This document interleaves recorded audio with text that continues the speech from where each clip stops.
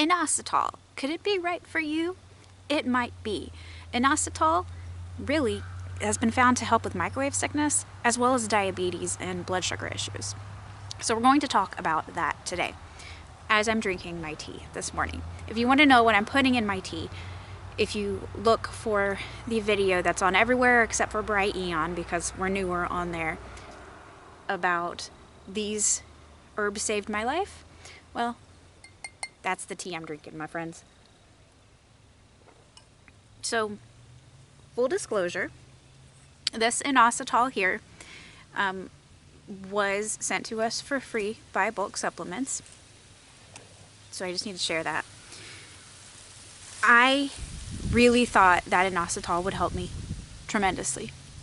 If the placebo effect was the cause of the benefits that I find from the herbs that I share with you guys, then Inositol would have changed my life. That was not the case for me personally. However, there are a couple of things that you need to remember and that we share repeatedly because it's easy to forget these days. And some people just aren't aware. One is that just because it does help or doesn't help me doesn't mean it won't help you. We're different people. We've had different exposures to chemicals. We've had different exposures to EMFs. We've had different pharmacia experiences. And so what is beneficial or harmful to me or just doesn't help me any, you could have a different experience with it. And I validate that. At the same time, our bodies are not static. Our biology is not static. The natural chemicals that are in our bodies are not static. Rather, they are ever-changing, especially in this changing world in which, by the day, it's getting more and more toxic. And so by the day, Dave and I are both having to figure out new strategies to deal with this brave new world. 1984 is not so wonderful. Brave new world, not so wonderful. Inositol, not wonderful for me, might be wonderful for you. Now, the following information I'm going to share with you about natural killer cells, full disclosure, that information was from Rockefellercation. I learned about that when I was in college. So take that as you will. I have not researched natural killer cells more recently with the discernment and the full understanding of how to evaluate a study and the knowledge that at least as of 2020, over 90% of studies that are published and marked as peer-reviewed, and so they're just so amazing, aren't quite so amazing, and they're actually junk science. So as a result, I don't read research anymore. So please don't send me any studies because I won't read them because I'm not interested. I'm not going to waste my time, and I suggest that you don't waste your time either. So what I'm going to share has that caveat about natural killer cells.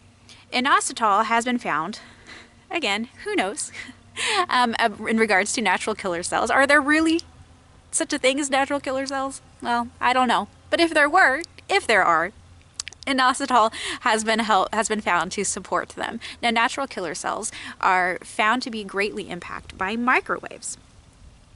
Inositol has been found to stimulate the production of natural killer cells. Natural killer cells are known to be injured by microwaves. They are essential to the immune system. They control microbial infections. They help potentially, in theory at least, with parasites. And they kill cancer cells. And of course, we're all exposed to cancer-causing chemicals and cancer-causing non-native EMFs constantly. As you can see, I'm sitting outside grounding right now. Grounding isn't as wonderful as it used to be. It's not as beneficial as it used to be, but it's still definitely beneficial, at least here where we are, because the frequency of the Earth as a whole has changed. And of course, I'm sure you're aware of the balloon drama.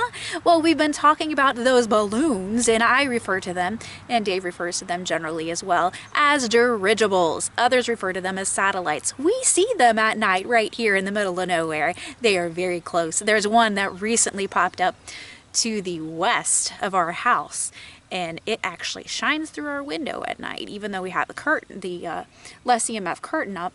I'll link to less EMF below as well. and it is super creepy. It's extremely close and it's extremely bright. So what we're being told about those balloons, well, it's no shocker here because we've been talking about those balloons, those dirigibles, for quite some time. So a study out this February, again, I haven't read the study, I just saw that there was a study. It found that natural killer cells also reduce inflammation, being visited by Kitty, our resident kitty. A study out, oh, I already said that. So natural killer cells, if there are such a thing, and if they are what we're told, they are complex, just like the body. We really don't understand them, just like we really don't understand the body in general. Of course, we're told by the cult of scientism that we understand the body completely. Science is amazing, and we do all of these wonderful, amazing things. Yes, there are some wonderful, amazing things, of course, but we're not advanced. We can't even understand just the basics of the immune system. If you really talk to an honest allergist or immunologist, they'll tell you, we don't really understand anything about the immune system. We just don't know. Fact. So, because the immunology and the study of allergies is just such a new science. Anyways, it's a bit breezy out here, so hopefully that doesn't impact this too much. Also, so inositol has been found to help with blood sugar. So if you have diabetes, if you're on metformin, hi kitty girl, inositol has actually been found to be as beneficial as metformin by actually valid studies that are not from Pharmacia, not from Big Pharma, because generally studies from Big Pharma on more natural alternatives are going to find that they don't work, whereas the studies that are funded by the supplement manufacturers are going to find that they do work and that they're safer and more effective than the chemical counterparts, of course. Follow the money. Follow the money. This is why most science is junk science. Of course, there are some areas in which the peer-reviewed research doesn't really get impacted too much by the money aspect because there just isn't a lot of funding, because there isn't a lot of need for funding, such as in literature and philosophy, for example. But still in philosophy, you've got, for example, ethical issues such as the ethical use of animal experimentation. Is it ethical to eat animals, livestock care, these sorts of things, in which case those are impacted. Just dropping some truth with you here to help you in doing your research. So if you have diabetes, or if now the chickens are running around and making noise over there, looks like they're coming over here too. If you have diabetes or blood sugar issues, inositol is something to consider. It also helps with hormones. It's considered to be safe during pregnancy, but as always, this is not medical information or advice. Consult your doctor about everything unknown regarding breastfeeding. It's said, and who knows, but it's said that inositol binds neurotransmitters, and that's how it helps with mood management. Is that the mechanism? Who knows? It doesn't matter. I don't care how it works. I just care that it does work for a lot of people. So a lot of people who have what are diagnosed as mood disorders or psychological disorders that impact the mood, well, a lot of them benefit from inositol. But could it be blood sugar issues instead? I mean, y'all get hangry sometimes, don't you? Really? Yeah, so it's inositol